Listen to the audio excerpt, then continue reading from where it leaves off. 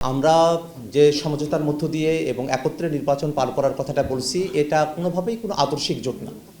এটা একটা নির্বাচনী সমঝোতা এবং এটা নির্বাচনের জন্যই এই সিদ্ধান্তটা গৃহীত হয়েছে।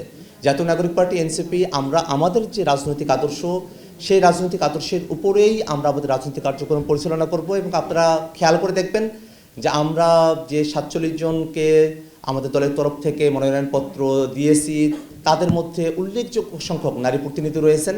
এবং আমরা মনে করি যে জাতীয় নাগরিক পার্টি এনসিপি এবং জামাতে ইসলামের মধ্যকার এই যে নির্বাচনী সমঝোতা বা যে জোটের যে প্রসঙ্গ, সেটা আদর্শিক কোনো সিদ্ধান্ত নয়। এবং সেটা এই নির্বাচন এবং বাংলাদেশে বর্তমানে সংস্কারকে বাস্তবায়ন করা, বিচারকে বাস্তবায়ন করা, আধিপত্যবাদ মুক্ত এবং দুর্নীতিমুক্ত গণতান্ত্রিক এক বাংলাদেশের প্রত্যাশাই গৃহীত একটা সিদ্ধান্ত।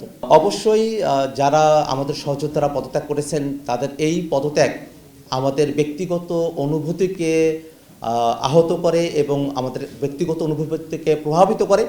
কিন্তু সংগঠন যে সিদ্ধান্ত গ্রহণ করেছে একটা গণতান্ত্রিক পদ্ধতির মধ্য দিয়ে, আমরা সেই সংগঠনের যে সিদ্ধান্ত, সেই সিদ্ধান্তকে নিয়েই আমরা সাংগঠনিক কার্যক্রম পরিচালনা করতে চাই। এবং যারা পদত্যাগ করেছেন তারা আমাদের কাছে তাদের পদত্যাগের পত্রটা জমা দিয়েছেন এবং আমরা এখনও পর্যন্ত অফিসিয়ালি সেটা গ্রহণও করি নাই। তাদের সঙ্গে আমাদের আলাপ আলোচনা চলছে এবং আমরা মনে করি যে আমরা একটা সুষ্ঠু সমাধানে আমরা পৌঁছাতে পারবো।